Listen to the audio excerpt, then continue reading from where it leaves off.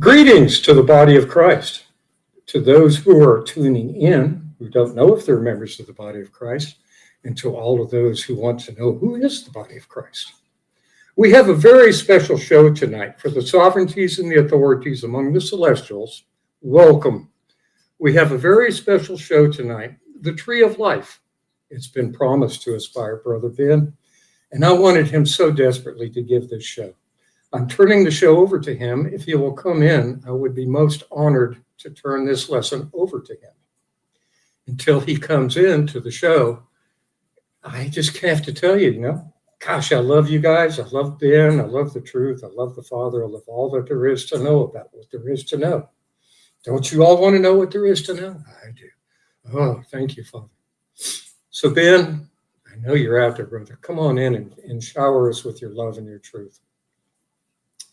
In the meantime, thank you, Lawrence. Thank you, Halsey. Thank you, JG. I wasn't going to bring anybody in for a pregame show until it was just time for the show. But I thank you, everybody, for showing up. And I hope Ben comes in and dazzles us as he usually does, because he's a very, very gifted teacher, and he loves to teach. I love to be taught by him. Come on, Ben. I know you're in there. Let's do this Tree of Life.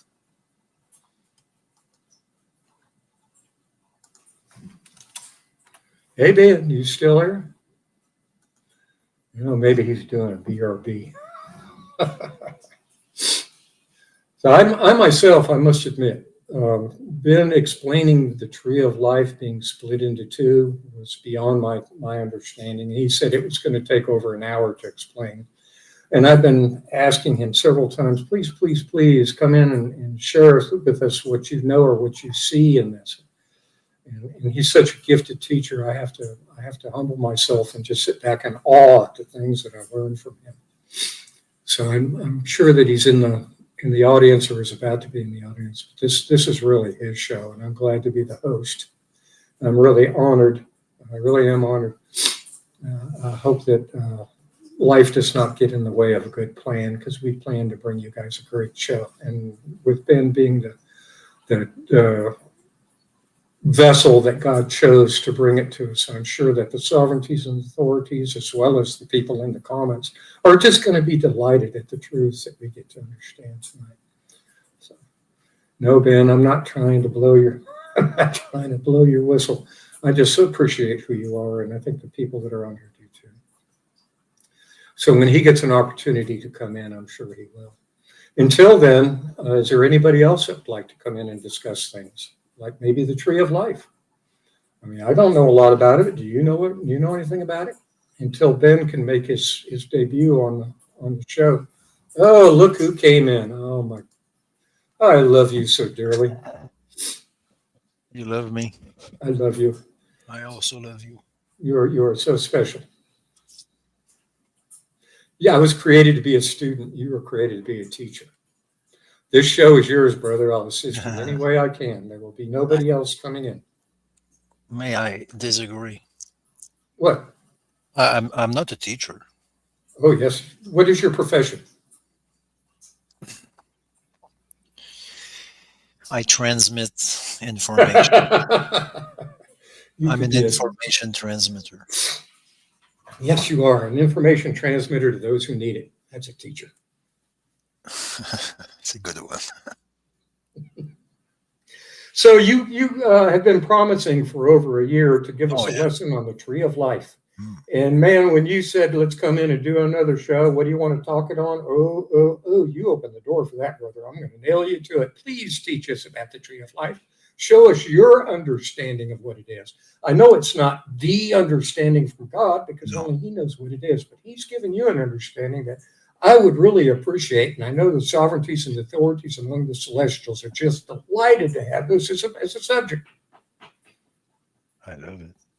We love you too. So I'm going to back out, and I'm going to let you present. No, I hope you will stay with me. Oh, I'd be glad to stay with you if that's what you want. I was just going to put the spotlight on you because you really deserve it. Well, I don't know what I deserve, but I know that before I came in, I was thinking about that Tree of Life.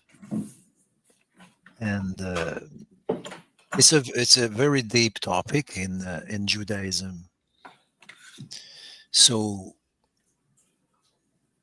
um, to talk about that for them, okay, for the Jews, to talk about that publicly is not a bad thing per se, but we have to go uh, with humility. And I would say also, like, tonight I will just give you my take on it. It's just my personal take on it. So it's my, to be very clear, it's my personal take on something that is not personal. Thank you. Okay, the thing is in itself is not personal. At least Joe, it's, Joe gave us his personal take on it. I'm ready for yours. Let's go. Job gave it. Yeah, when the book of Job, I mean, it's Yeah, all about Job, right? Well, you're telling us about the tree of life, book and of there has to be Ben. someone to tell it.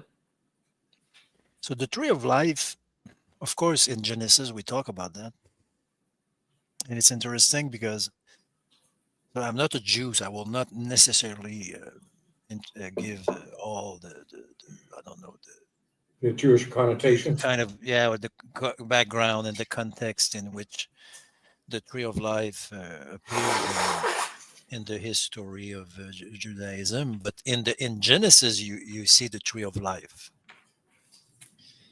and first they talk about the tree of the knowledge of good and evil, and this is a duality between good and evil, and you will see that duality everywhere in Scripture.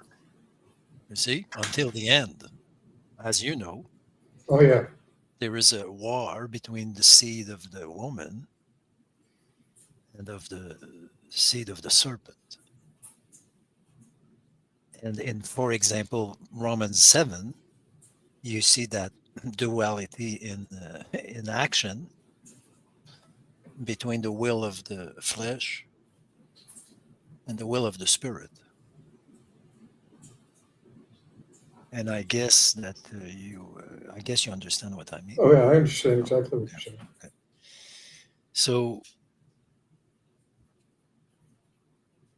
Genesis also talks about the tree of life.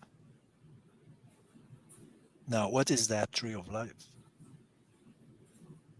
Of course, we could say many things, and many people would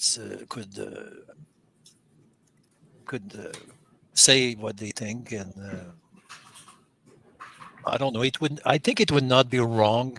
Tell me what you think, but it would not be wrong to say that Christ is the tree of life, Oh, I can see that. Tree of creation, everything. and he was crucified. It's not in the Bible, but many Jewish and maybe Christian traditions said that he was the wood of the cross was the wood of the tree of life. I heard that. I don't know who said that. Maybe it's Jewish lore. Sorry, Christian lore. Just a moment. Hello. Okay, sorry. So when you are a Jew, interestingly, even to this day, the deep topics are not forbidden. Whereas in Christianity, it's rarely deep, actually. We are often superficial. Same in most religions. Human beings, we are superficial. So we talk about superficial things.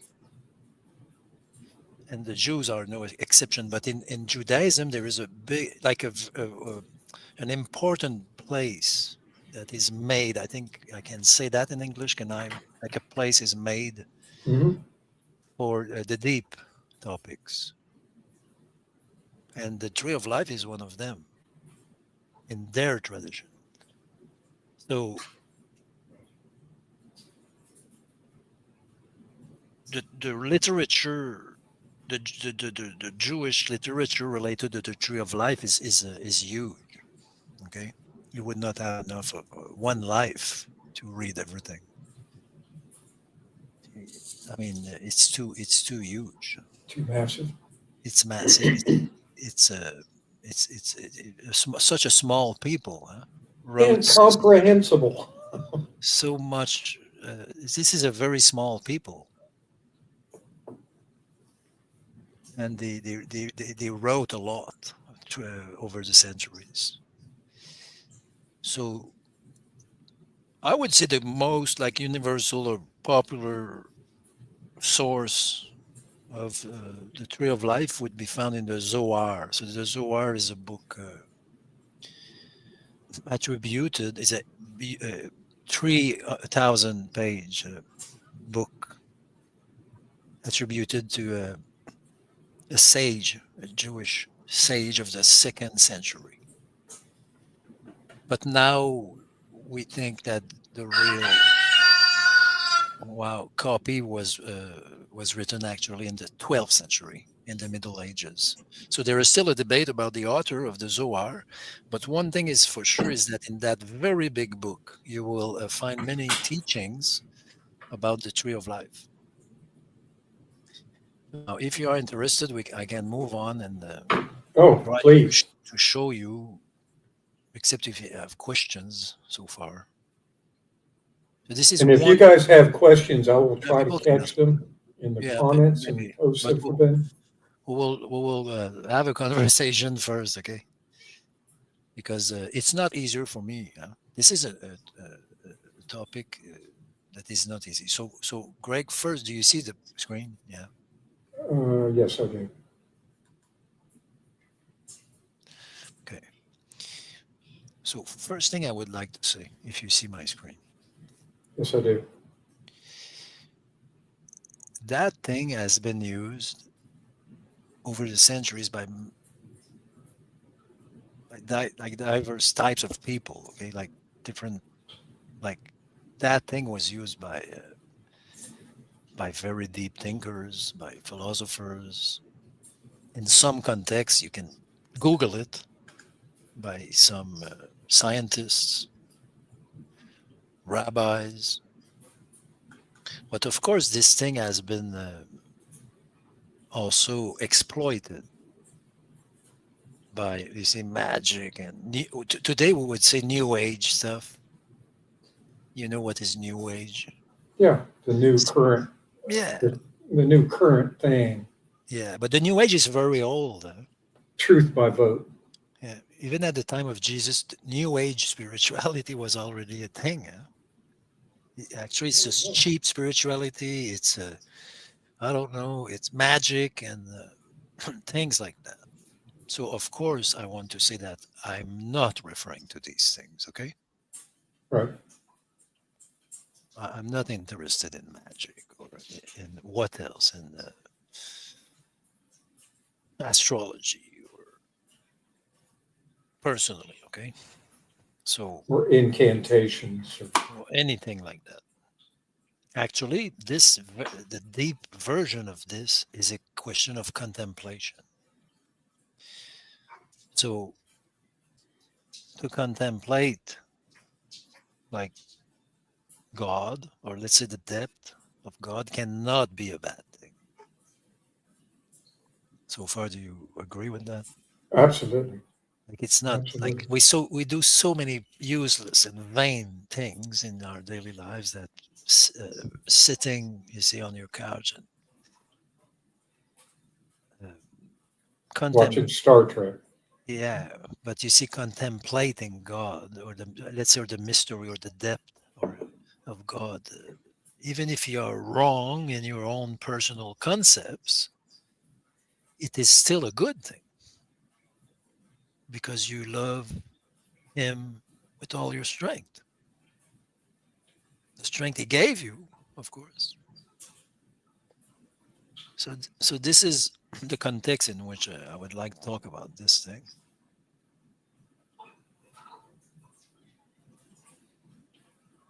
So if you see the representation there,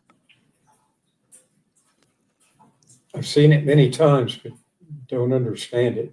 millions of pages have been written about that, good and bad.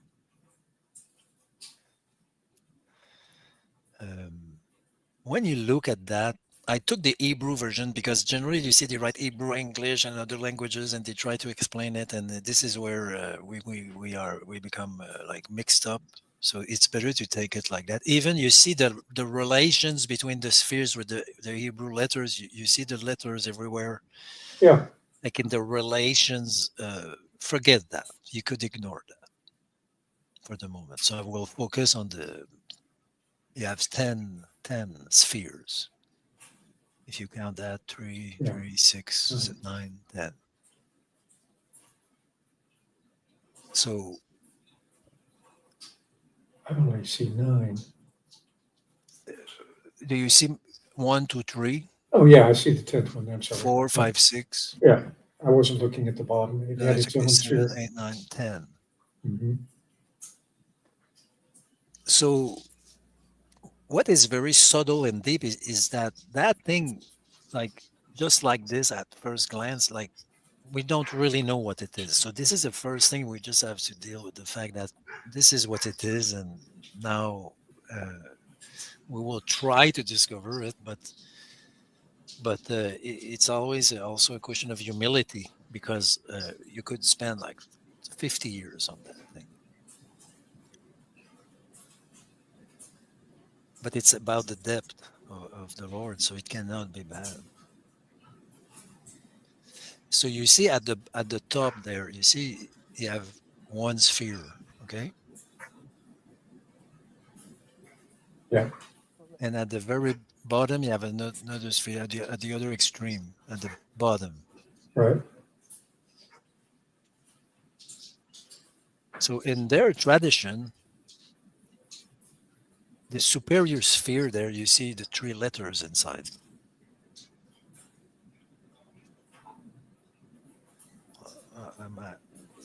Do you see the sphere? Yeah, that's so small and my eyes don't have glasses, so it's Okay, real but fuzzy. I I can mean, enlarge. I can I can, enlarge it if you want. yeah. Oh, yeah. Oh, my goodness. Yes, that's making things much better. Oh, yeah. Thank you very much, Ben. I can enlarge that. Call. Do you see that? Yeah.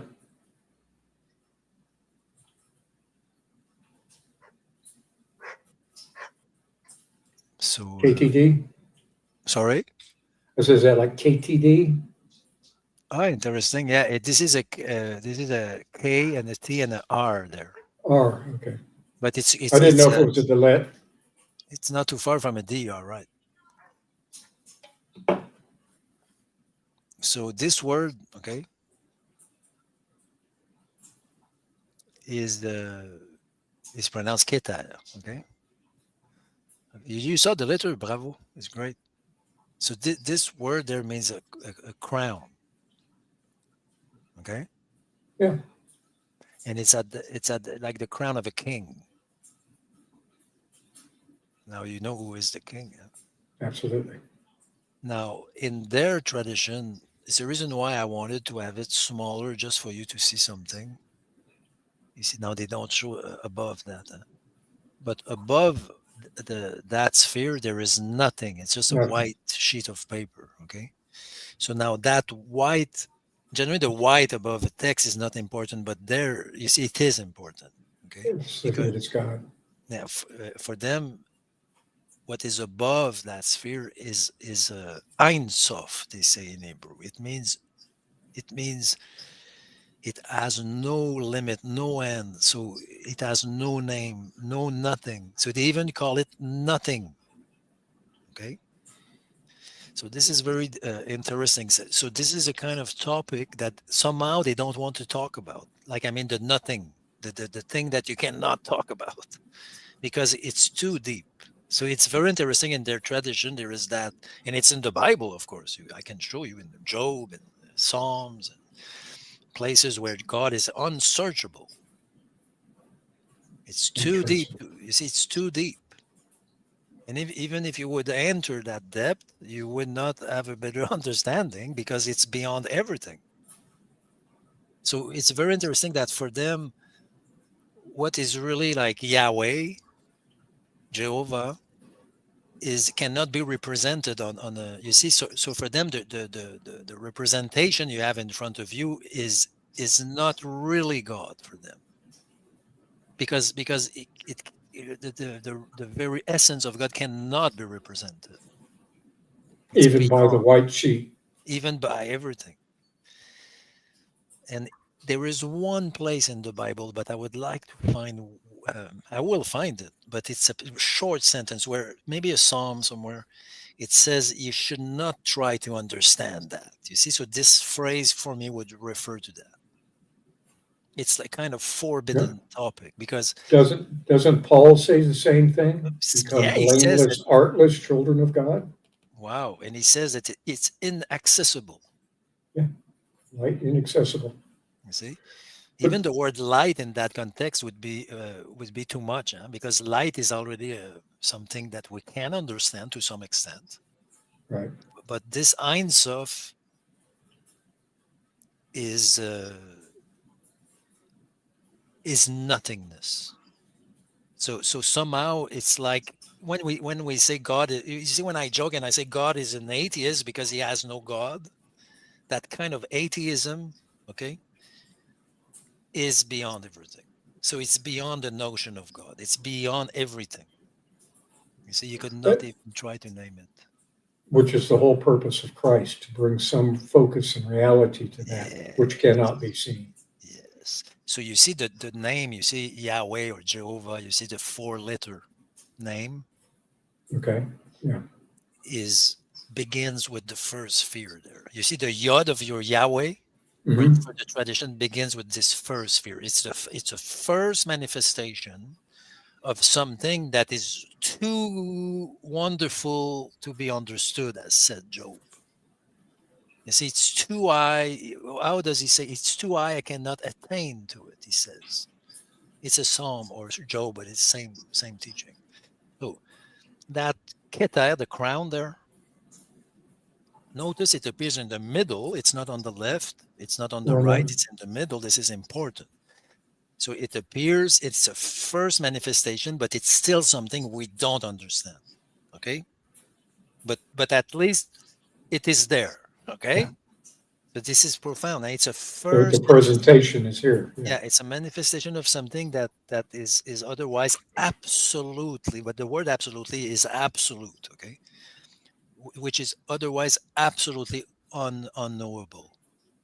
Like even like somehow God Himself would not be able to understand. Like it's just beyond. It's God beyond God. Like it's the very nature of God.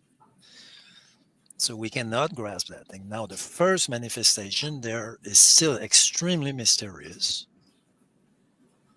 but we have something, as you said, the presentation.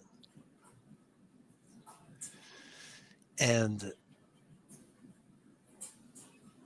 somehow it will have no side. You see, no left, no right.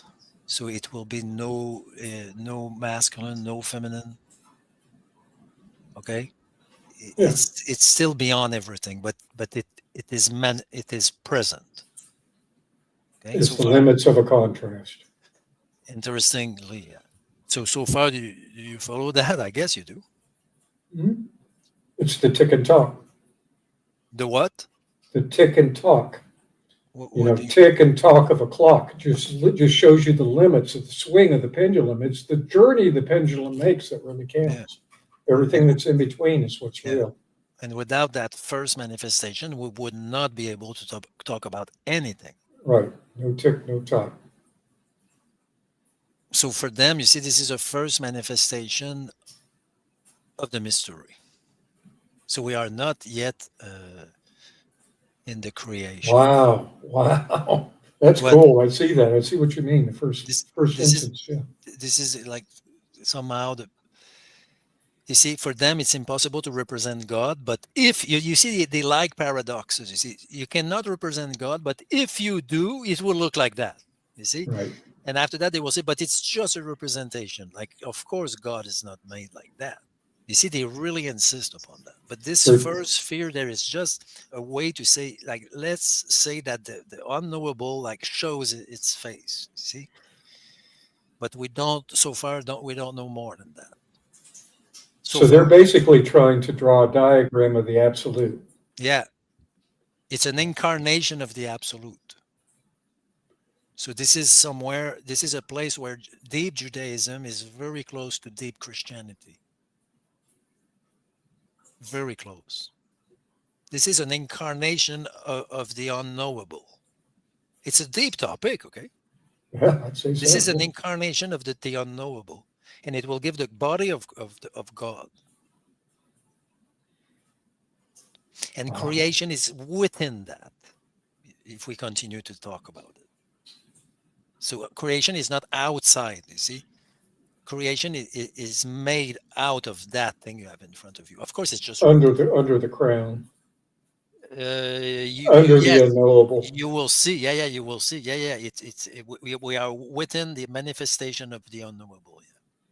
Wow. So somehow, isn't that awesome? Of course, it's beautiful, and somehow it's not just the pure unknowable like you would find in agnosticism. Okay, because of course there is a place for sacred agnosticism, like beyond. You see the nothingness. Okay, but there is also a place for knowing, because this manifestation is for your knowing.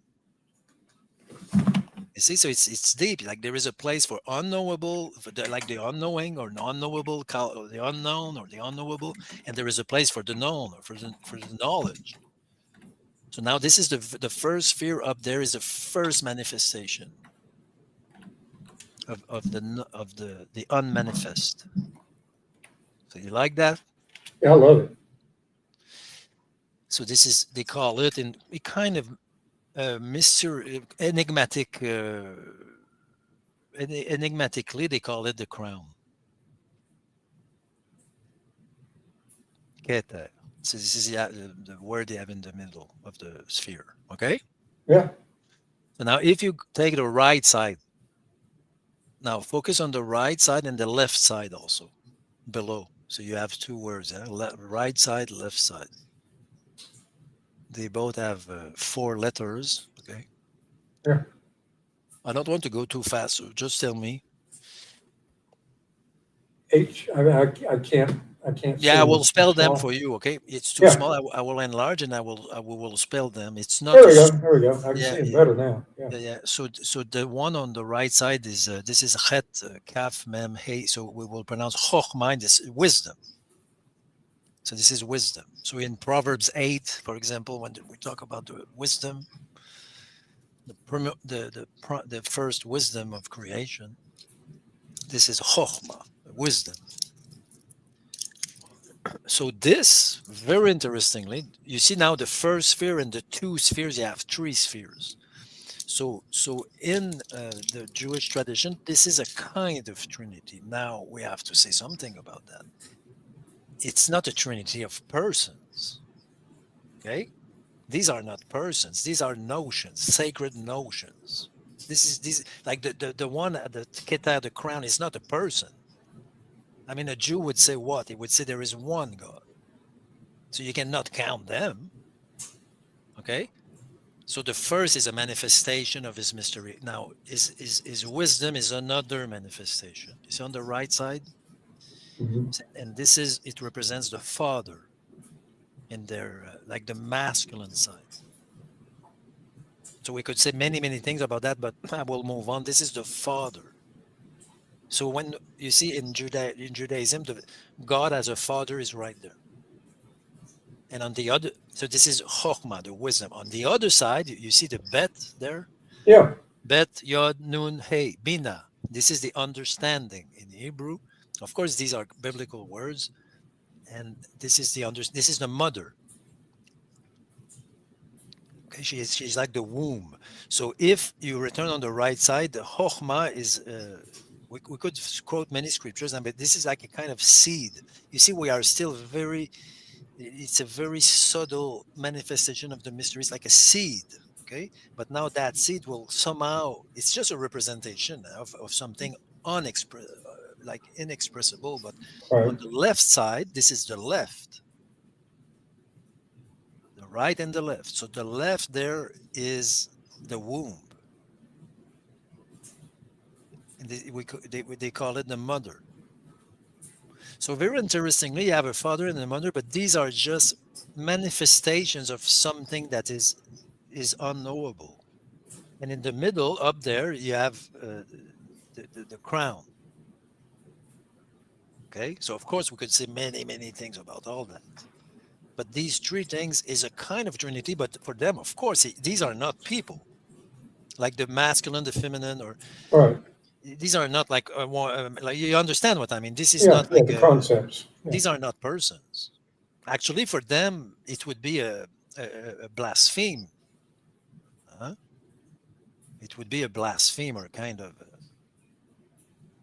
You Yeah, to could even not. take the unknowable and try and put it in a Oh, no, no, masculine no. or It's the feminine. reason why generally when they talk about these things, they do that with prudence, and they give lots of footnotes. Okay, and they say be careful that like this is not a man, and on the other side not a woman, but at the same time the mystery of man and woman are already there. You see my point? Yeah, I do. Because the Adam and Eve will pop out somewhere. We are not there yet. But because you see, we say that we are made in the image, so the image is already there. You have a right Right. side, you have a left side, You have the wisdom and the knowledge. you have the wisdom and the understanding or the knowledge. It's crowned up there by crowned. You see the crown. It's crowned by unity. It's one. Within the unknowable. Yeah, and all that is somehow saying that it's just a representation because the real thing is above. You see, it's the divine nothingness. The real thing is above. So it's extremely prudent. Okay, so it's not a trinity of persons. It Right. cannot be. No. It could not be. Okay, so there we are still in the absolute for them, or it's a kind of first relativity of the absolute, but you are still in very like I don't know, like in high spheres. If you see Still my point. learning. Still learning the identification of self. Yeah, it's still very abstract. So you see, when we say the Jews, they don't like the sun and all that, very mysteriously and very interestingly, when you go down there, you see, if you take the middle, the crown, if you go down, you will find what? In the middle, you will find this thing. Tiferet means the beauty. So that beauty Uh, there in the middle is the result of the two, the it is masculine, this. the It feminine. is the seed of the knowledge and the wisdom. Yeah, is the beauty, and this is the sun. So you know what? I hope you will rejoice. In the middle, I will just show it smaller. In the middle of the picture, you have Tiferet there. You see the Yeah. beauty, the splendor, and this is the sun. So you know what? The sun is right there. Christ is in the middle, and of course a Jew would not say that. They are not Christians. Okay, but the son is right there, like they have the mother, the father. This is within God. It's not like many gods. This is just like aspects of God, but the son is in the middle, is the center of everything, He was the logos of it all. and it is a splendid splendor, the beauty. So Of this is wisdom and knowledge. absolutely beautiful. Tiferet, it's also a biblical word. So you see, this is the sun in the middle. Now you have to go up a little because you see we passed Yeah, to I was hoping you were going to. we passed to spheres, you see, because now you have a triangle up there. Now you have a new triangle there. If you pointing towards the bottom, you see that the first Yeah. one points towards above, To the crown, and the second one and points towards the center. Yeah. above, and after that you have another one there. And then you have a finality that's all Yeah, by yeah, yeah. itself. We can just I can Well, go a we'll little. wait there. Yeah, I can go a little faster because we could talk for hours. Huh?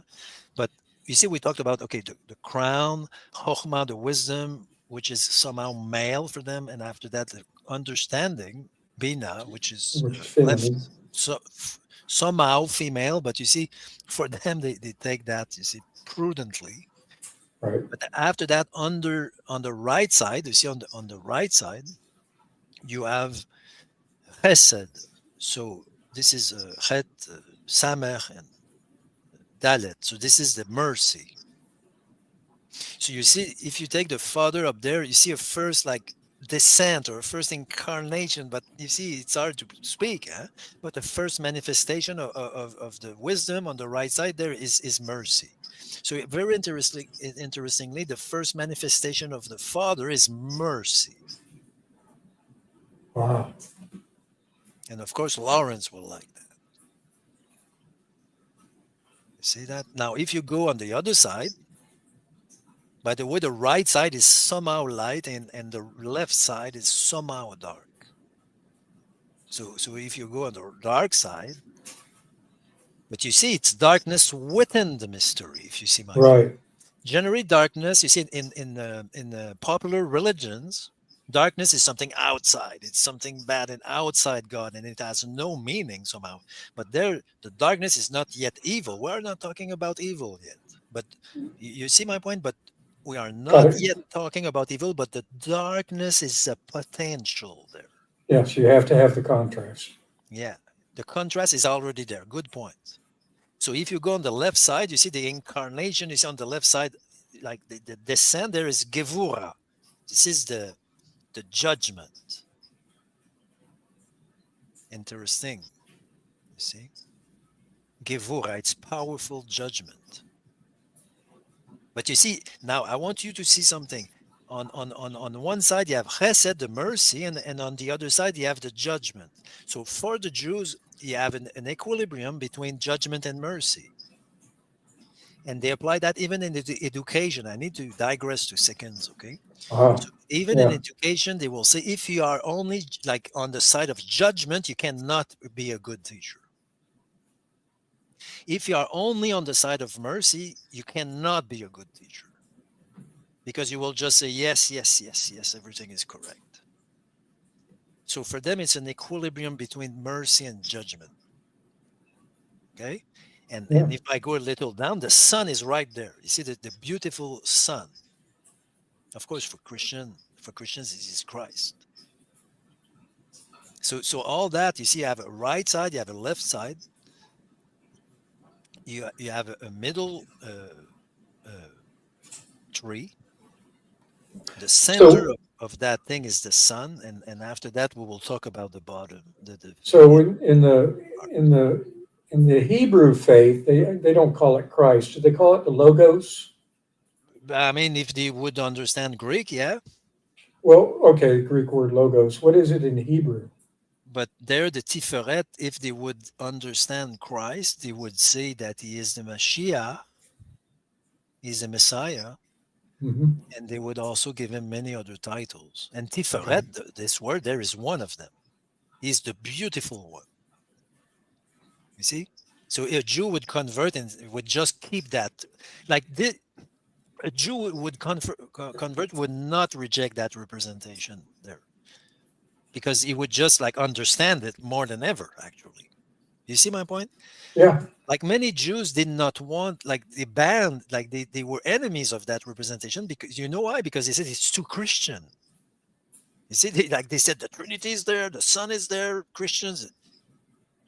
Of course, it's not a Trinity, but it's easy to see a Trinity there, and it's easy to see the Son, the Christ in the middle. But it's, I mean, the truth is the truth. Huh? I mean, they call him the Son, S-O-N. Who is the Son? Christ. Okay, so somehow they are revealing Christ. If you see my point, Yes, it is exactly. that deep. The Christ is obvious in that term. The father of Christianity is obvious, and the mother is dark because it's a mystery. The mother is never taught in all religions. The mother is never taught publicly. It's always a mystery. It's something deep. Of course, we can talk about it, but the father is something that is a kind of manifestation of the mystery that we somehow can understand with his mercy and all that. The mother, you see the womb, it's something within. The mother is within. So it's not the womb. You don't enter the womb to see what. You see my point? Like it's like the ocean. You don't enter the ocean like you would climb a mountain. Okay, so there is that dark But it's the you see that it's the hidden part of God. You see, God says that He's a hidden God. You see, this is that left aspect. I'm trying to explain that thing, and after that we move on. And you see, if you take Chesed, there your mercy, okay, on the right side, Yeah. and you go down, and you will find Netzach. So this is the something that you know the word Olam. It's an age. Right. So Netzach is a very similar word, by the way. It's something that endures, and something that is related to victory.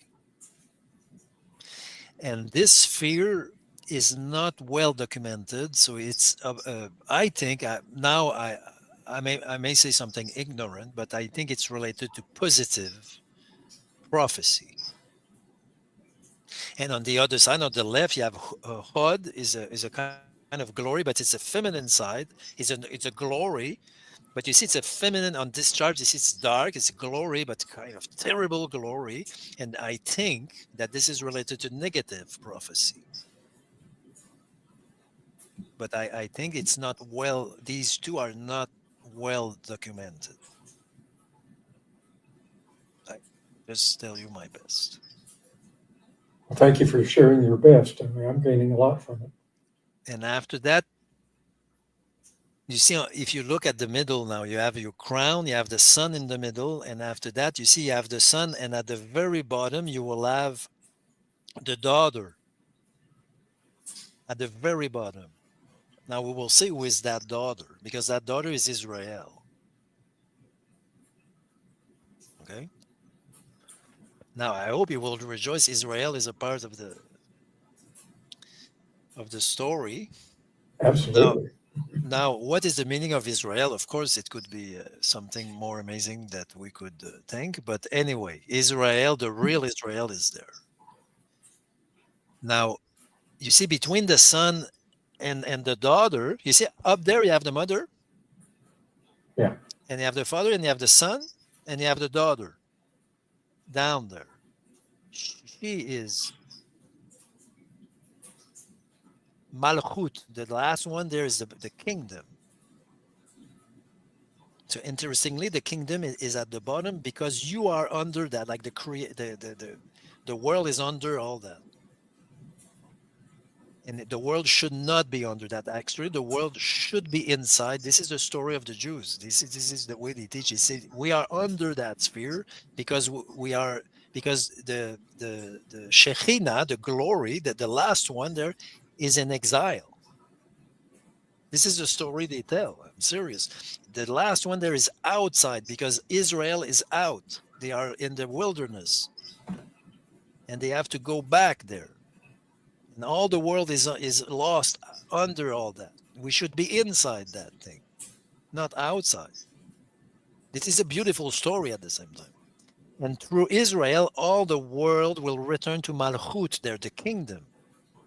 So, of course, Jesus, when he was teaching, he was talking about that kingdom, that real Israel, the daughter. In the scriptures, we call her the daughter. So now in between the two, you have Yesod, which means foundation. And it's also a sign of a penis. You see the foreskin of the penis. This is the male member. Oh, I So see what you're saying. Yeah. this is part of the mystery for them. So you see, you have the son, you have the daughter, and you have the member in between, and that member is circumcised. Produce the daughter. We should not talk about that. It's not porn, okay? It's not Right. this is sacred concept.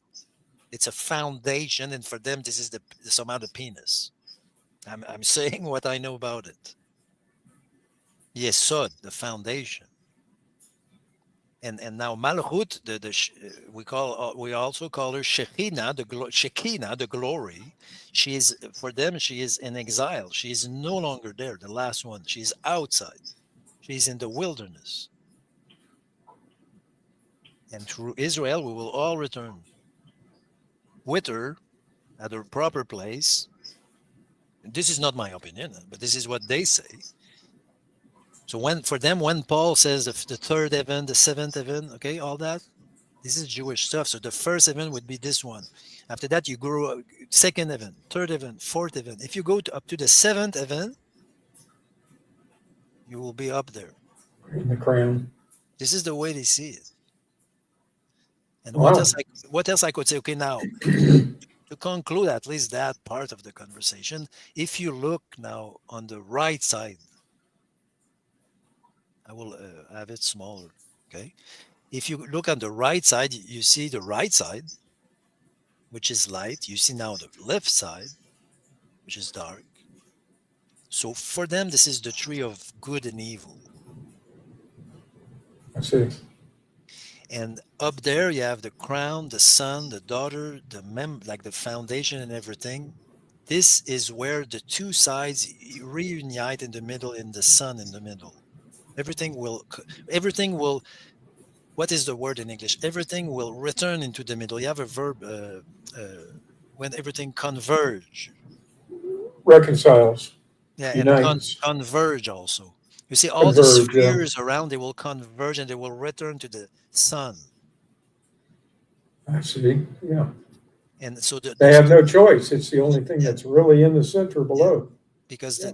the judgment on one side and the mercy on the other side they need to meet and one. Everything the Jews have an obsession about one. So if they talk about 10 spheres there, it's because at the end they want to say, oh, it's not 10, it's just one. You see, like they don't want to multiply things, like they do it right there, 1 to 2 up to 10, but after that they say, yeah, but it's all one. Yeah. It's all like in the It sun, was in the one to sun. begin with. Yeah, it's one to begin with. Like actually, these are 10 representations of the oneness. The different spirits of God. Would you put it that way? Yeah. So the tree of life is in the middle for them. So there is a great love in that because Malachut, the one at the bottom, it includes all creation, all Israel and all creation and all nations. So in reality, all nations are, if you see that, within. Yeah. It's within, it's not outside. It's When a you are product outside, of. you are in the wilderness. Or a product of.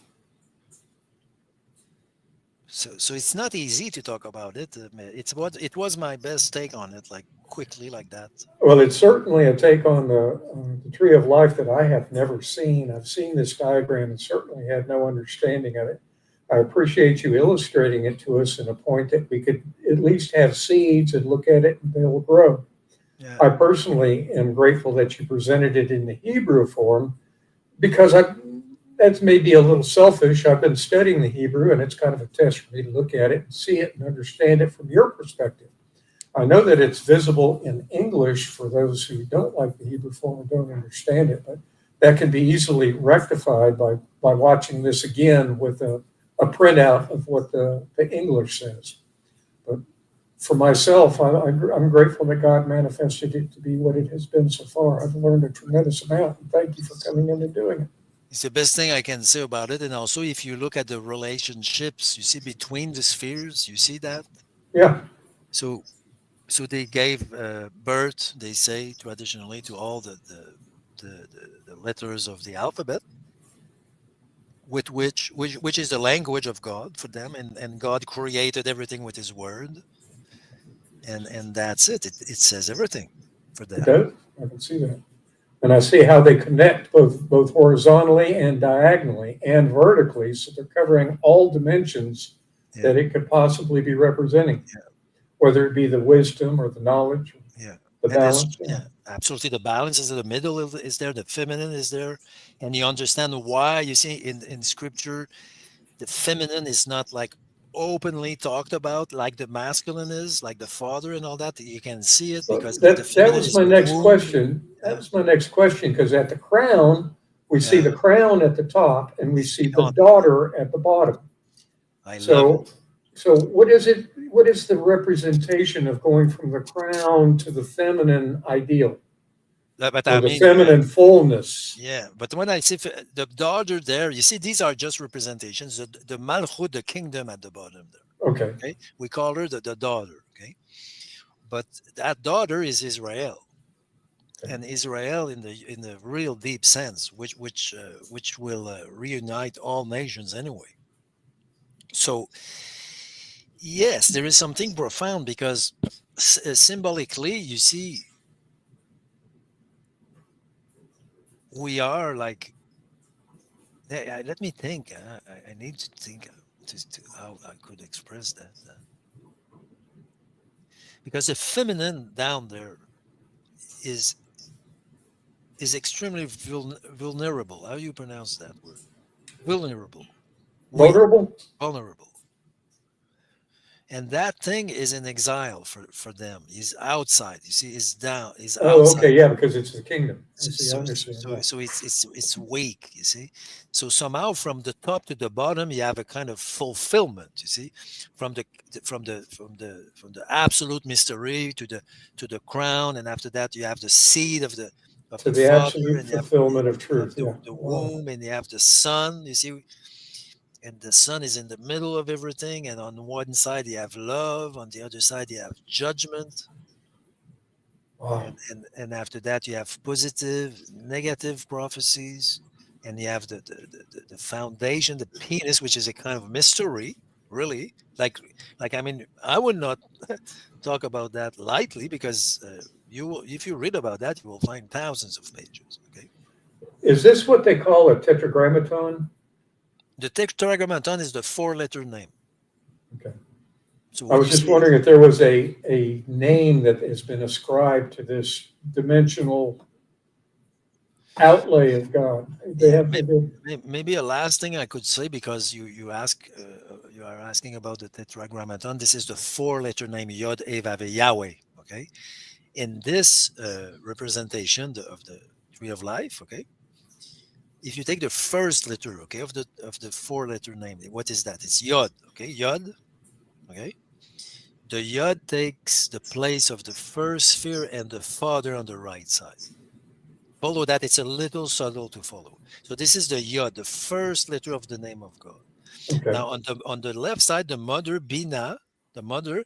This is the first Hey. So Yod A. So the Hey is a feminine letter there. And after that, the Vav, which is six. Interestingly, the number six. So it will cover six spheres. It's extremely mathematical. You see between the letters, like Vav is six. So it 1, 2, 3, 5, 6. So it will cover the entire creation. They call, and so you can see that the six spheres in the middle are the spheres of the real creation. They say so. The real creation is within God. Okay, and at the very end, Malchut, down there, you have the other Hey of the name, which is another. You see the daughter, like up there, yeah, Hey mother, Hey daughter. So for them, the name of God covers everything. everything. Yeah, Now, oh, that's cool. because for them, the name is what He is. Huh? Now, to be very like fair with them and with that representation, at the end, because I'm nobody, I'm really nobody. At the end, I have to say, let us erase that picture and praise the Lord, because it's just a picture. It cannot be the real thing. But anyway, it's, as you can see, it's a good platform for having. I hope you see that it's a good platform for having deeper conversations. I agree. And if you're willing, I'd like to go ahead and open up the discussion and bring people in. Howdy has been sitting here very patiently, waiting for you to finish your presentation so that he can Yeah, I ask don't you know, some questions. but what did you see my? I think I was sharing my picture. So okay. Yeah, you said we need to erase this now and forget Okay, it. we That's why. erase it. Great. Great. So when we erase it, do it, please. That when we erase it, it means that we admit that it's just a It's picture. unknowable. It's just a picture, It's just a picture. Yeah. but it's a good pretext or context To cause millions of pages of diatribe of on the it. literature. And Well, that's great, man. I really did not expect that out of the tree of life. I really didn't. no, No, I didn't. You kept saying that it had good and evil in it. I was expecting to see this tree, and half of it was shaded, and half of it wasn't. You were going to explain why, and you did, but you did it through a back door that I wasn't looking for. I know. But for them, the darkness is how could I say, the darkness cannot be absolutely outside. Like of course we will say in God there is no darkness. Okay, so it's the Right. reason. It's the reason why they insist by saying God is beyond everything. Is beyond the spheres. You see, Yeah. but So you at can, yeah, yeah, it's a kind of paradox, but they say at the same time, like even Paul will say you have your being in God. You have your movement and your being and your life and your breath, I don't know, is in in God. God. So somehow you cannot escape that. Like No, so darkness, you can't do anything yeah, outside of God. That's yeah, for sure. darkness is not like within the very nature of God, but at the same time it has to happen within him somehow, because where do you think it could happen like elsewhere? There's no way. Because No in way. that perspective there is no way out. You cannot flee from God. Howdy, howdy. Hey, what's up? Nothing. We were talking about the nothingness. And the absoluteness. The everything and the nothingness. Can I The say that? infinitely finite and the finitely infinite. So Ein Sof means infinite. It means Ein Sof means no end, no limit, no. It's a negation of all limits. How do you Do you do? think I'm good. Do you think at the bottom it's more of a nothingness or more of an everything, or do you think it's both at the same time, like at the fundamental bottom, whatever? You mean the last, the inferior sphere? No, because you were talking about the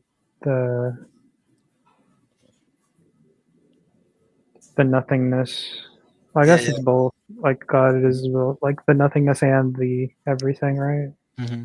Now, for them, yeah, there is a place in Judaism to say that God is nothing. So, in reality, if you would tell them that you are an atheist, okay, a good theologian who knows these things would say, yeah, somehow he would say he understands your atheism. He understands your atheism because there is something in God that is so beyond everything that an atheist somehow is understanding something about that thing. If you see my point, because God is beyond the category of existence, so somehow He does not exist. Yeah, for the Jews, I'm talking for the Jews. Like they can live with the fact that God does not exist, whereas the Christians they would freak out if you tell them God does not exist. They freak out. I was gonna say, where did you talk a little about the in between line stuff, or is that way too much to get into? Between the what lines? Oh yeah, between Yeah, the spheres, like the lines and the letters and all that. is it too much? It would have been too long, and also we would need to read together about that. So It was just I have not read about the Tree of Life for at least 5 years, maybe. So it was just out of memory what I remember. I thought it was a beautiful presentation. Like I say, you came in through the back door and showed me stuff I never suspected. I love the balance. I really do. I love the There is a balance. balance there, yeah. Yeah, they will say you should not become, you don't want to become crazy, they will say. So you need balance because this is deep stuff, like for them, like the nothingness and all that. And so they will say also you have to dance and eat with friends, and really they say that, and you need balance, yeah.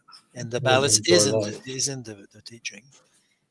Wow, that's been really good. I really appreciate it, man. Because someone could become crazy with these things. And do, and What do do, you mean? not just from a Hebrew point of view, but just from a place of I'm not going to have any mercy on you, or I'm going to be too merciful to Yeah, you. it's You know, there's interesting. every Yeah, extreme. yeah.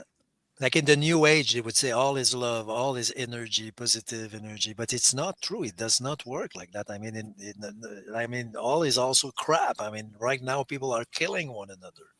Yeah. So don't tell me that it's all perfectly good. Of course, there's no evil in God. It came out of God so He could present what evil is. Yeah, and you see, I did not say it was evil because for them, when you give that teaching, it's not evil. It's because the Right. evil is the when you see the It's the base of the contrast. yeah, at the bottom you see when Malchut is in exile outside in the wilderness. Now you will have pure evil. But within, like it's hard to express. Like within the how could you have pure evil? So it's hard to express. But it's for them. It's a kind of darkness. You expressed it to me when I had that epiphany about a year ago, Yeah. talking about the faces of God. Mm. You explained it to me, and it made perfect sense that when the light was formed, it automatically created the darkness. Because the light, just by being the light, automatically had to have something of what if the light wasn't here? And that was the darkness. It was the absence of all of that which was brought into creation by the formation of the light, so that all the variations of that light could be understood from one extreme to the other, from the tick to the tock. What is light? What is the absence of light? All these different shades of gray, all the way to the point where there is no light. And it made perfect sense the way I'm paraphrasing what you said, but that's what I have come to I understand. remember I love it. maybe I said something like that. You see, in scriptures, in the darkness is not just an absence of light. Right. But it wasn't there until the light Yeah, produced the fact yeah. that darkness was there. yeah, you're right. But See, also- I had a video that I was saying the light Yeah. appeared in the darkness, so the darkness must have been there first. yeah. And I didn't realize how I was really screwing things up because I knew inside myself the light was there first, Mhm. but yet here it is appearing in the darkness. It didn't dawn on me that the light was producing the darkness when it appeared.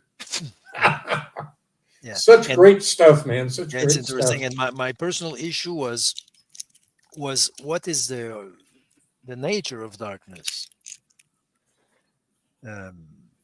You see, in Greek philosophy or even in modern science, we tend to see in darkness an absence of light.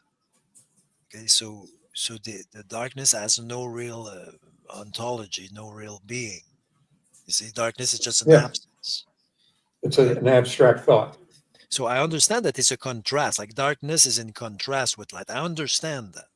But what I have discovered in Hebrew language is that not only it's a contrast, okay, and everything you said also, but it is also something that exists, Sure. okay? It was formed when the light was formed. It had to be. It's a little more scary. See, I'm joking, but if you meet with darkness, it's a real thing. It's not just an absence, you see, of light. Yeah. It's a real substance. And this is what this, I'm not saying that it's scientifically true or anything. I'm just saying that this is what the scriptures say. Well, you That can look at the night sky and you can see the darkness is there. Yeah, for You them, can see darkness it, is but something. the only reason you can see it is because the majesty of the stars is illuminating how dark that darkness is. Yeah, I understand that, but they will also say it is because darkness is also something. It's a substance, which is Yeah, you can- something nobody would say nowadays. Nobody. No, they'll take the Hubble telescope and focus on the darkest place in the sky they've seen, and leave it there for 3 months. And the picture it shows is just all of these different galaxies that were Or they never talk seen. about dark matter. Yeah, it's true that they talk about dark matter, but they don't No. know what it is. And also, I read recently that they now doubt about that theory. So, but They the haven't been able to concept is prove it. yeah, they are not sure about dark matter, but the concept is interesting. You see, dark matter. Yeah, it's something. I don't know. No, there's something pushing all those stars away from each other. It's got to be something because they keep getting faster instead of slower, and that's what's blowing their mind. They're picking up speed. So you see, in Greek thinking, negativity is an absence. And up to this day, even in modern physics, if you ask a physicist, okay, what is a simple shadow? Nothing complex. Okay, just ask about a shadow. What is it? Take a picture of a shadow you see in your apartment, and ask a physicist, like, what is that shadow? Yeah, it has substance. It has form. What is it? Yeah, and I see what you're saying.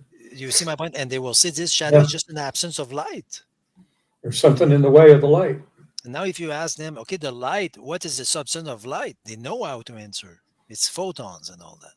Like light is something in modern physics, but a shadow is just for them. It's just an absence of light. But it's on the picture. You see my point? Yeah, but the light is what makes the form of the, not light. Yeah, but it's on the picture. So if you say it's an absence, how could I see an absence? That's right. How can you see Okay, an okay. absence? So in Hebrew, this is not an absence. The shadow is something. I see that. I see it has to have form. Yeah, so it's clever, but it's counterintuitive. So it's the same for evil. Evil is not just a good that went bad, kind of. Evil is something for them. Evil is personified as Satan. Evil is an attribute of Satan, just like darkness, hate, fear. Yeah, Whereas in Christ, the attributes of Christ are light, love, justice, yeah. truth. The contrast of creation it's got to be there. yeah. What Next would we time, know without the contrast of day and night? absolutely. But for me, it's not just a question of contrast. It's also a question of operationality, if I can say that word. It's something operative, something that operates. Yeah, What we it's call even the in science, functionality of yeah, creation. yeah, even in nature, what we call destruction plays a big role in nature. Okay, Absolutely. so what we call evil plays actually an active role in nature. The Hindus call Shiva, and she makes room for something new to be created. Yeah, but she was still nicer than my ex-mother-in-law. Now, we just buried my ex-mother-in-law this week, and I love that lady. She was I a would go pure, for wonderful Shiva person. anytime. So anyway, that was my quick take on it because it's not an easy an easy topic. And I can see why. Thank you for giving us a Hebrew perspective. As best as I could. You did wonderful for me, and God will impart on everybody else what degree you imparted on them. How about you, Hattie? Did you enjoy the study tonight? Yeah, I always love listening to Ben. Yeah, I love listening to Ben when I see him in there. What I'm in. Time to learn.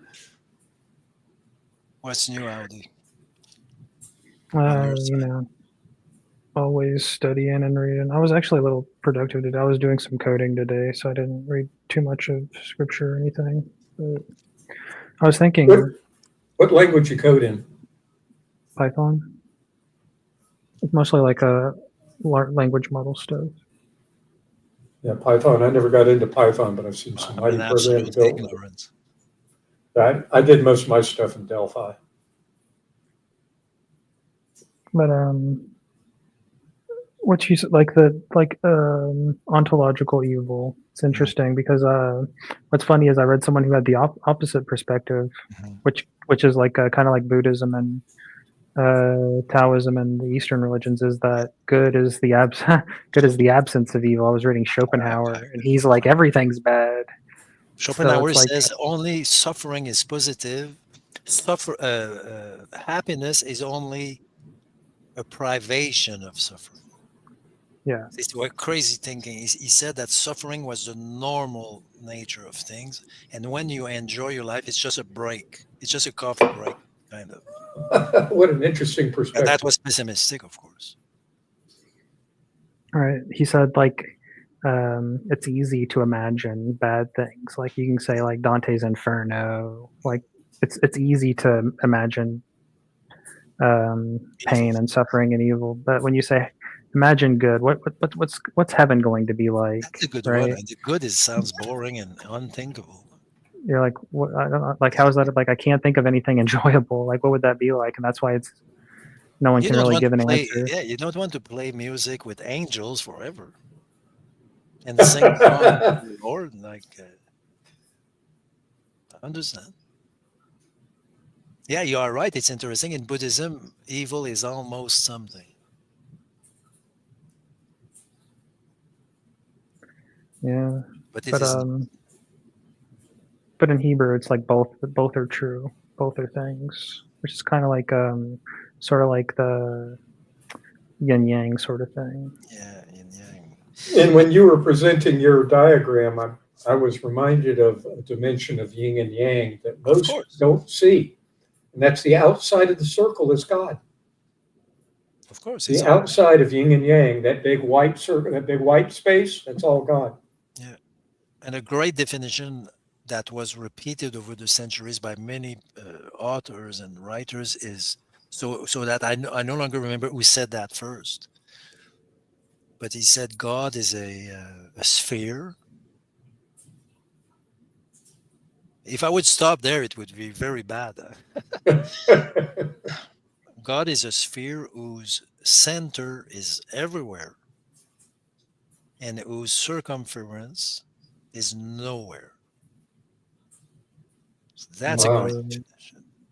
At least for older thinkers, it was impressive way of. And who was it said that? I don't know. I know Pascal Oh, said that, but maybe Newton said that, and after that, people before. Maybe you can go back to the Greeks. Maybe it's the Greeks. Many people repeated that, so I no longer remember who said that. But it's a sphere whose center is everywhere, and whose circumference is nowhere. So it's no longer a sphere, if you think about it. it's all that there is.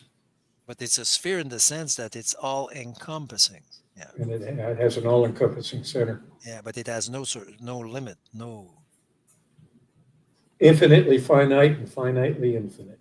Yeah, I like that. I mean, it cannot be otherwise. I mean, beyond that, the human way, human thinking cannot go beyond that. Right. Like beyond, like I don't know, beyond the nothingness of the absolute. Beyond the sensibility of what a human can detect. Yeah, yeah. So. But the sovereignties and the authorities among the celestials have been looking at this stuff for billions of years. They're glad to be tuning into something that has some answers for them. And I'm glad that you came by and gave them some. You sure gave some to me, and I hope that you did to other people. I really do. I pray you did. Yeah.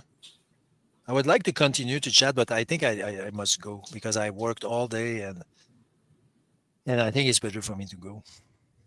Well, thank you very much for coming by and delivering this. I've been waiting for this for a while. Oh yeah. And I'll be ruminating on it for a while. Now when I see the diagram, I'll understand what it means. It will Hopefully be we can less. talk this weekend or something. Yes, maybe Saturday or Sunday or maybe both. Yeah, we never know. Okay. Just let me know if you can make it sometime, like in the email. I'll check it. What do you want to talk about? Anything. I just talk. He's like me. When you talk, I Not listen. anything. We'll talk about Taylor Swift. I have many notes I would like to share with you. That's fine. That's fine. Yeah, probably. I don't know much about her, but I mean, if you want to prepare something, I don't know. I don't Jewish. know her at all. So something about what? I was saying like a Jewish or a Eastern perspective on things, how they would understand stuff. Like if I talk about passages either in the Bible or something, maybe you could explain some of the words. That's always good. Like in Hebrew, things like that. Yeah. Yeah, I would love it. I mean, I'm a student, so if I do it alone, I do it alone anyway. So I'm willing to do it with other people. I do it alone.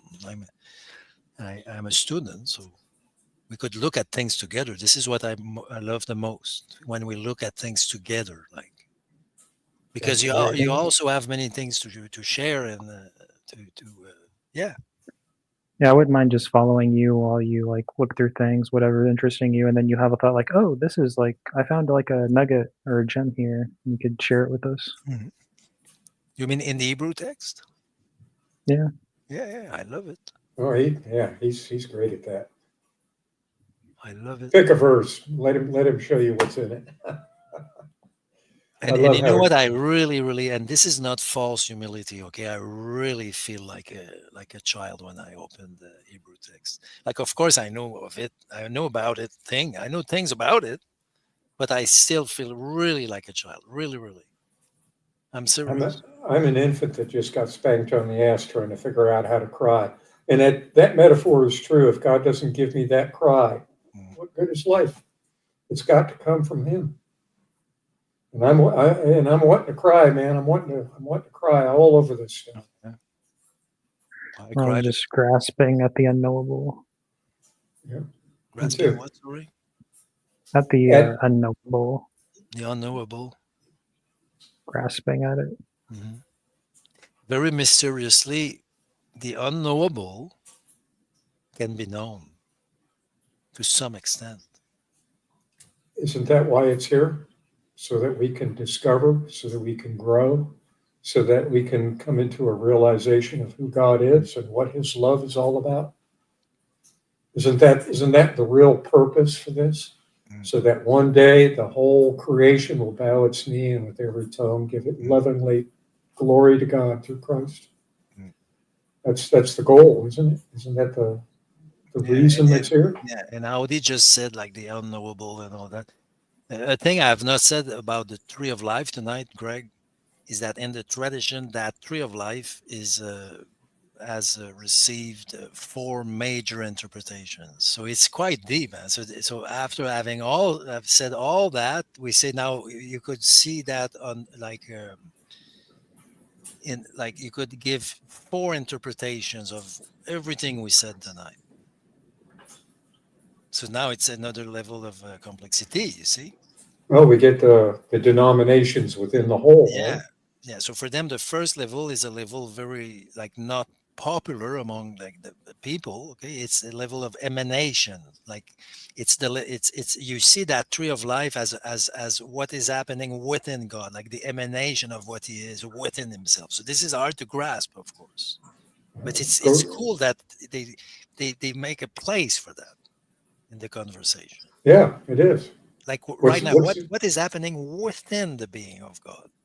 It's deep. I think as created beings, we're just going to be studying for eternity. I love it. It's all a revelation. I agree with you. Yeah, I love it. Studying is an act of humility. Studying, like, never stop that. If I can give you one recommendation, you are young and continue. If you study, you cannot be wrong. Studying is humility. Only 1 hour a day to the Hebrew. Yeah, but 1 minute is good. Yeah. And the second like interpretation or level they give is creation. So for them, they see all that as a representation of creation. Okay, the tree of life. All that tonight we said is in creation. And after that, another level is formation. So this is, if we are not Jews, it's hard to understand what's the difference between creation and formation. But in Isaiah 45, they talk about that. When he says, I created evil, but I formed light. So this is formation and creation. So that's what we were talking about a few minutes ago. Very interesting. So for them, there is a level for emanation, a level for creation, a level for formation, which is somehow a little like lower than creation, if I can say that. It's a formation, okay? And the last one is action, which is also in scripture. Asa means to make things. So this is, now we are in action. So for the Jews, if you have a business in action, really, it's hard to believe. If you have a business, you can see all the tree of life we saw tonight in an active business, active social life and everything. I'm serious. By now. Yeah, they apply all that.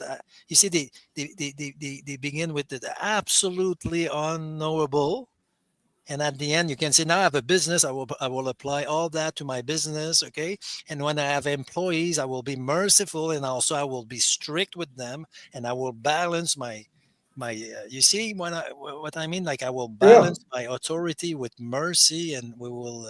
So I can see that. The last thing I wanted to say for what a wonderful study this has been. I mean, I never would have imagined a visible representation of the balance of creation. Would go that far. I can go that far. I mean, God put it in a man's mind to grab a pencil and put this down, and millions of pages have been written about it. It has to have meaning. Yeah, and also there is there is a great inclusiveness, because somehow when you see with kind of deep perspective, okay, when someone tells me, "Oh, I'm a non-believer," okay, or I'm this, or I'm that, I'm not Christian, or I am Christian, or I don't know, or I know, I don't know. For me, there is a place for all that. Like for me, there is a place for atheism, personally. If you believe in no God, Yeah. there is a reason for that. Yeah, And absolutely. there is a place for that. And we never say that. Do you think Jesus had a place for atheists, honestly, in his heart? Honestly. Honestly, Yeah. yes. Yes, of Yes, I course. do.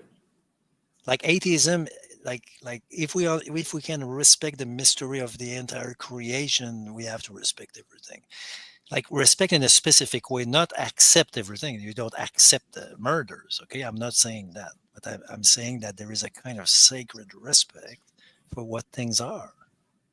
Well, I think this is called the complement of the eras. I believe this is the Mhm. complement of the eras. That stage setting was all the other eras that had to Mhm. happen in order for this era to be displayed so that God's truth, his righteousness, and his love could be on Mhm. display for us to understand. Because previously we had other eras that were still setting the stage. You had law, mercy, justice. All these things are setting the stage so that grace could be displayed and could be revealed for what it truly Wow. is. Yeah. And now we get to see who God is through his grace and Yeah. his kindness and his Yeah. love. Yeah. And we We're can soon to name, see yeah, his righteousness. And when we yeah, see his righteousness, I yeah, think we're going yeah. to be amazed. And we can name many names, we can name many concepts, notions, and experiences, and we can name many things, but it's all one. This is It's all so one. important. It Important. all came out of God and it's all going to go back Yeah. into him. It's all Yeah. one. Yeah. The key word for them is echad. It's one. Ahad. One. Echad. That's what it says. What's it? Your Elohim is Echad. Shema The Israel, Shema. Eloheinu. Sorry, Shema Israel, Adonai Eloheinu, Adonai Echad. So Shema, listen, Israel, Yahweh is our gods. Yahweh is our Elohim. Yahweh one. This is what the text says. But They that don't even one, say Yahweh is one. They just say Yahweh one. one. Yahweh Echad. Would you say there's a multiplicity available in that because it says like the two become one flesh in Genesis, or like Yes, and also in the Shema itself, when you say Shema Israel, Adonai Eloheinu, Adonai Echad, you are using a plural in the because Eloheinu is the reason why I was saying our gods. So the plurality is in the Shema. See, it's very interesting in that phrase. It's as if you would say, like Plato. You know what Plato would say? He would say multiplicity is one. If he would see that sentence, it means the gods. You see, the Elohim is one. It's all one. This is what they are saying, and Israel is part of that oneness. Yeah. oh, I don't need Investigator. to. You don't what? I was gonna say I don't because I know that you've been working and you've been tired. I don't want to Yeah. keep you. You know, if you Yeah, how gotta. Israel's the daughter? Read Lamentations 1 and 2. I was just going back to how you referenced the diagram and you said that that was the kingdom. And if we look at Acts 1:6, we see the kingdom is being restored to Israel. Mhm. So Israel would be the daughter, and the kingdom being the representation that is outside of everything Yeah. until it's manifest. Yeah. Is that accurate then? I mean, maybe, and also that last sphere that they generally call Malchut, the kingdom, they also call it Shekhinah, the Shekinah, which is the Shekinah glory. glory, the Shekinah glory this is the presence of, this is the real, like the most concrete manifestation of the mystery. So I don't know his investigator, but if he wants to read about the Israel as a daughter, maybe just out of memory, I would say read Lamentations 1 and 2. As a father, I can look at my son and my daughter, and in my son, I see the hopes of continuing his ability to support a family and promote the family line. But in my daughter, I see the future of what the family line is meant to be. Interesting. Now, a last thing is that in Catholicism, sexuality is always something like under the carpet. Like it's like you have a In the confession closet. during your confession. You tell the priest, you know what, I'm a sinner. Okay, so this is where the porn. I'm joking, but where the sexuality and all that like pops up. Okay, but it's because we are sick people in the Western world. So We're the sickest creatures in creation.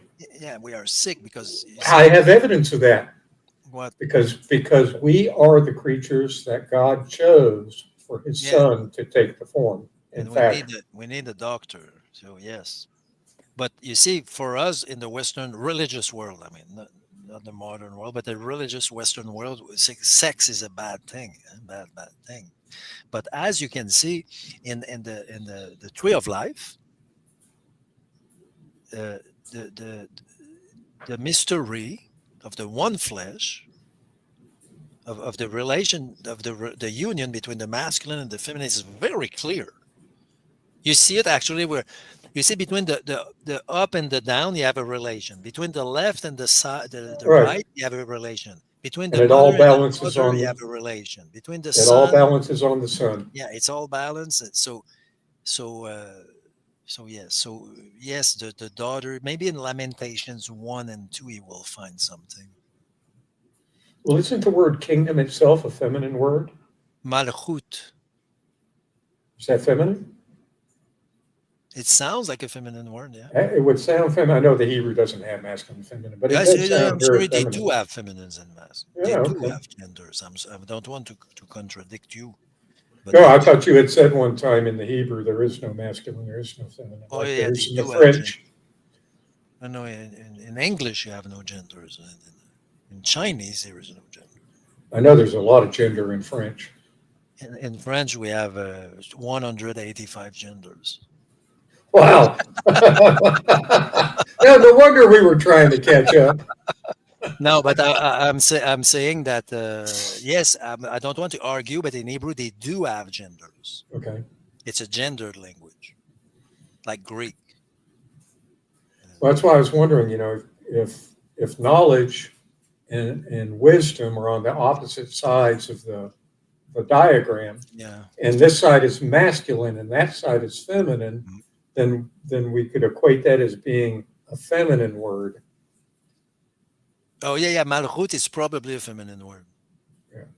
It's probably of the feminine gender. It's just because in Hebrew it sounds like a feminine word, but they do have exceptions in Hebrew. So, but I would bet $25 that it's a feminine word. Yeah, no, you'd win. What about Can you check Malchut? It's a kingdom. I would bet it's a feminine. is Eden a masculine name? What?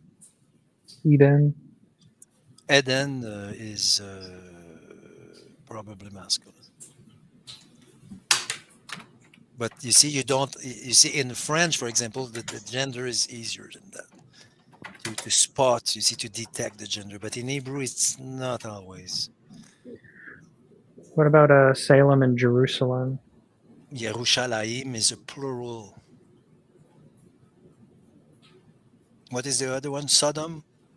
No. Salem, because Salem became Jerusalem, right? Yerushalayim. So Yerushalayim is a plural. The city itself is a plural, so it's a plural masculine. But if you are testing me, tell me because I have no book Oh with me, I no, have nothing. But I would I bet don't know. Yerushalayim sounds like Elohim. You see, it sounds like a masculine plural.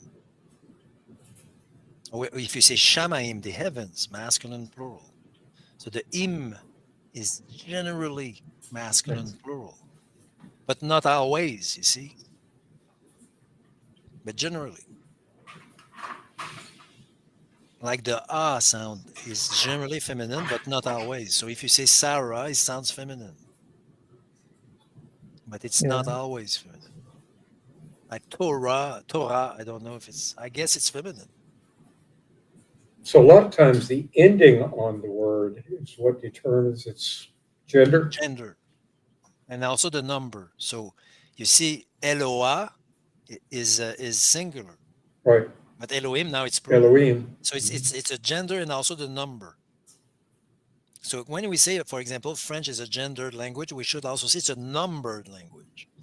But English also is a numbered language because you would say one car and many cars. So cars is a plural. So somehow you take care of the number. But if I said the car, I would be talking about the one car among car. the many I was examining. Yeah. The only difference in French, we do have that, but also the car is a feminine word for us. La voiture is a feminine word. So for us, the car, if I say the cars, plural, okay? So it's plural, of course, but also for us, it's a plural feminine, les voitures. So we have a gender for every object. It's not easy to learn a gendered language because you learn genders for every object you learn. Right. So, And I had French in 6th grade, and that was Yeah. the main thing they were pounding was gender. Yeah. So when I have new students, what I do is I tell them, don't try, you will never learn them. So I discourage them. No, it's not true. But I That was tell 158 of them. Oh, yeah. yeah. But I tell them that they can categorize the families of words, you see. So we have you can categorize words. Okay, like you have categories. And you put them in families and you try to figure out the genders. Wow. It sounds like some of the educational system in the United States right now. You have to check the gender. I love it. Yeah, see what gender you are, kids. Here's 52 of them. Which one but best describes you? When I was 5 years old, you see, you look like I had blonde hair and I look like a girl, you see. And the old man said, "Is this a girl?" And I proved to him I was a boy. Yeah. Oh, I looked showed it to up. him. Yeah. What's interesting is Jerusalem. Oh, sorry. What? I was just gonna say I looked it up. Jerusalem is feminine, and It's Torah plural. is feminine. Torah is feminine. And Jerusalem, Yerushalayim is a plural. Do they explain that? Torah is feminine. Yeah, they're both feminine. And the kingdom, Malachut. Is in Hebrew. One second. Is feminine. It comes from Malach, the king. Malchut, Malach. Malchut. Yeah, but the K there, you pronounce it as a Malchut. Yeah. It's written Malkut, okay? You are right. It's important to see that it's really written Malkut, but they pronounce Malchut. Malchut. Because if you see I don't know if you have the spelling, but in the middle of the letter K there is no dot. If you have the spelling, so the absence. So it'd be Malchut. It's Malchut instead of Malchut. No, there's no vowel. Okay. It's like Abraham. You see, we have to pronounce Avraham. It's a V sound. So in the B, you will see the absence of a dot. So it's Avram.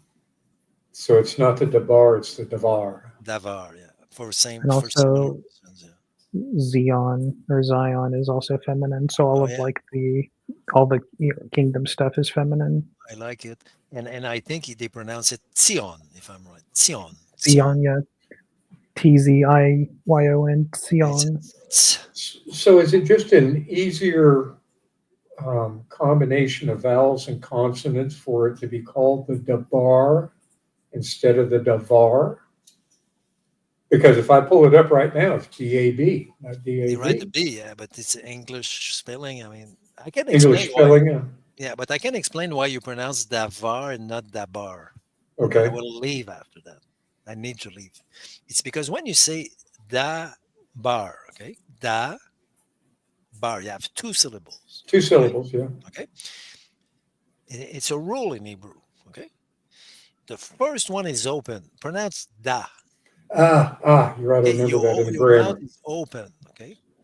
Yeah. So when you have an open mouth like that, if the second syllable is bar, okay, da bar, because it's preceded by your B becomes a V. Ah, So I you see. see, it's the same for Abraham. You see, Abraham. Abraham, yeah. So it's preceded by an open mouth, so the B becomes a V.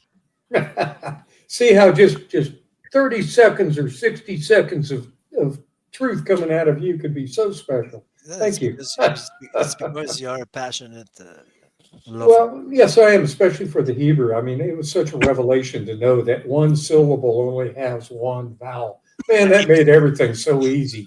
So in Hebrew, now any consonant, okay, like B or K, we'll just name them for now. The B and the K, like Malchut or Avraham, okay, when they are preceded by a vowel, they change they become softer. Dominant. So kut becomes chut.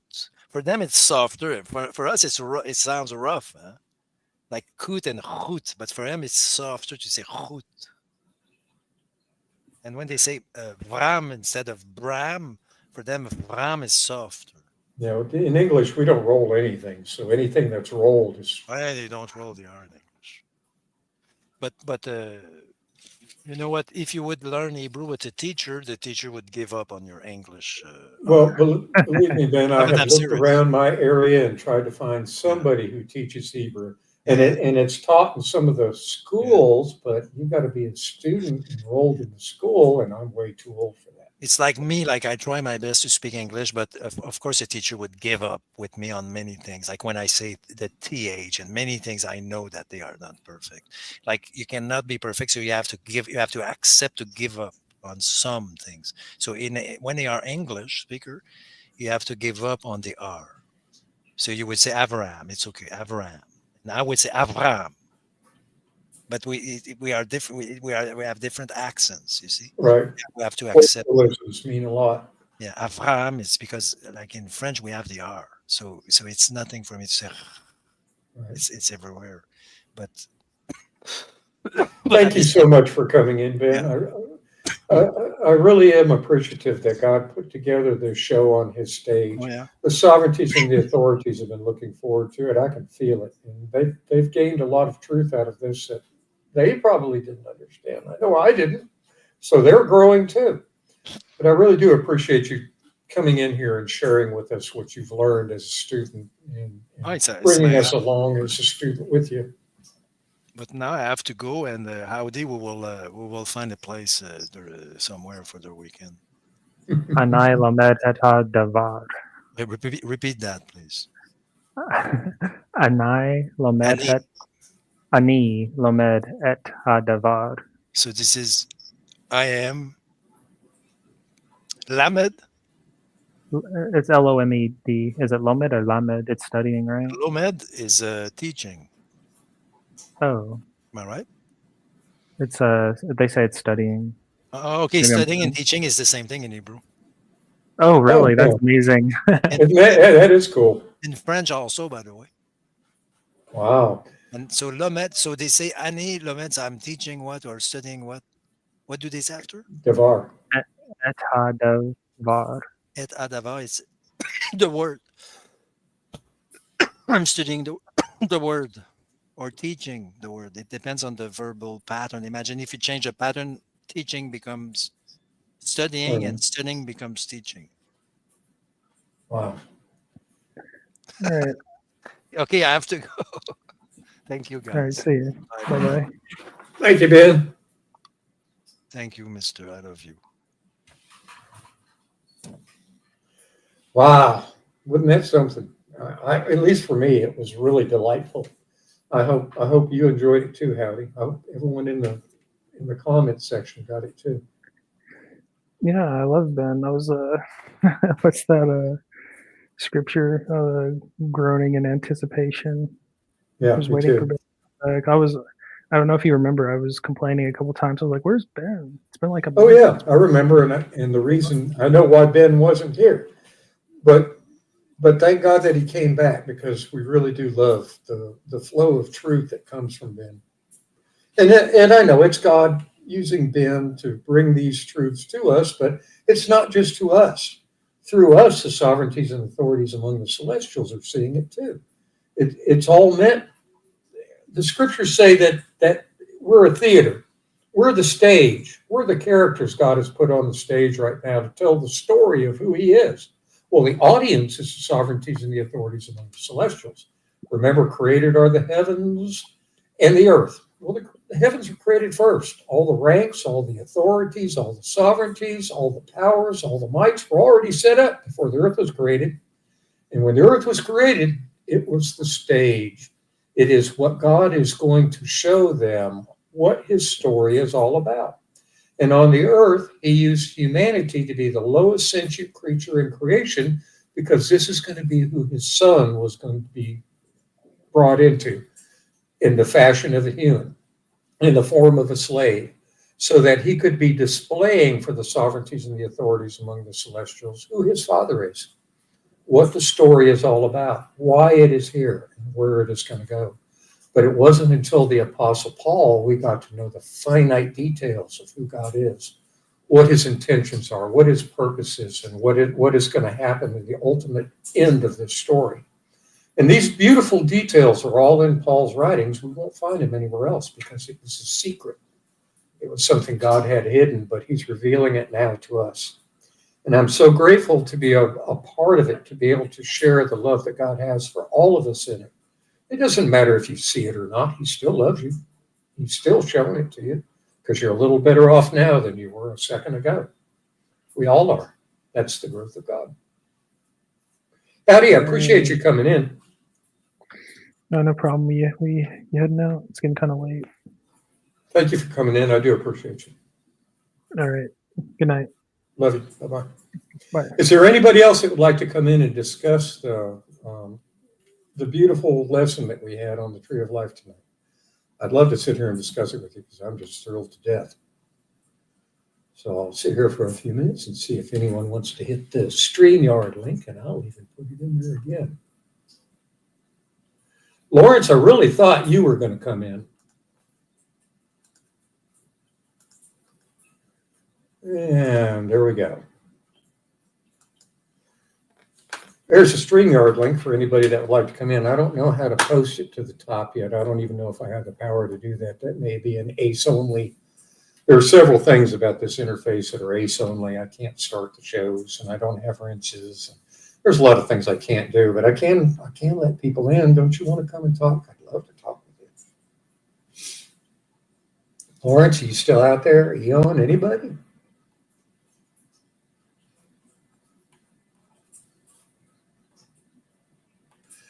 Well, I am going to go ahead and say something that I handed on while I was talking at Ben.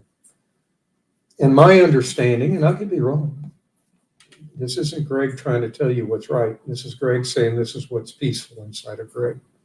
We're living in the complement of the eras. All eras were designed for this one to be displayed. Only in this era do we get to understand God's grace. We got to touch on it in previous eras. We saw that Noah found grace in God's eyes. We see David found grace in God's eyes, but that wasn't really telling us what grace was. We just knew that there was some favor God had towards him. But it wasn't until the complement of the eras that grace could be put on display. What is grace? Grace is favor when you deserve the opposite. And he used the most perfect example of grace in Saul, who was a murderer of an apostle, leading the believers of Jesus to jail while dressed as a Pharisee, like the ones that sent him to his death. So he chose Saul for the reason that he can take the lowest, most difficult creature on the planet. And believe me, I believe Saul was the hardest, most wretched creature on the planet in the Lord's eyes. And what did he do? He gave him grace. Nevertheless, you killed my apostle. Nevertheless, you're leading those that believe in me to jail. Nevertheless, you're dressed like a Pharisee that killed me. Nevertheless, rise, enter the city. It'll be spoken what you must be doing for me. This is grace. This isn't just grace. It's transcendent grace. He deserved to be killed. He deserved to be turned into a pile of ash on the desert floor. And what creature in creation would say it was an unjust killing? Nobody. What a wonderful example God chose to show us his grace. And that same grace that he gave Paul is still being lavished on every member of the body of Christ right now. And the rest of creation is enjoying this grace because it's being lavished. The word lavish means give gush from the Greek, kind of like a fountain. Give gushes its water so that you can see the beauty of what that water is going to represent. That's what God's grace is doing on the body of Christ. And the rest of humanity is enjoying the lavishment of this grace that's coming to them, the favor that they're receiving regardless of their actions. And this is what the complement of the eras was designed to do, was to reveal what grace is. Because it's only through grace that propitiation can take place. It's only through grace that God gave us the salvation that he did through his son's sacrifice. Because his son died for the Hebrews and the sojourners. He didn't die for the nations. But God propitiated that salvation to all nations, and they didn't deserve it. There's nothing they did to deserve any of it, any more than we do. But through that propitiation of his grace, all of mankind is now going to be saved. No, it doesn't mean they already know they're going to be saved. But when it comes down to the end of the story, all of mankind that was born into the story will be brought back into God. It all came out of God, and it's all going to go back into God. And that is the wonderful thing about this story.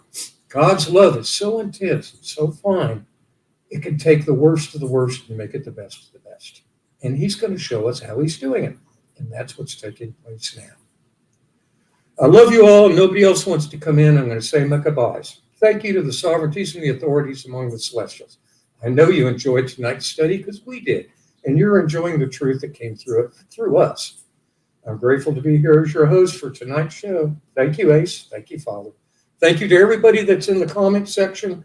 Thank you to everybody who is going to see this show afterwards. I'm grateful that the God and Father of our Lord Jesus Christ manifested it to be thus. Good night, everybody.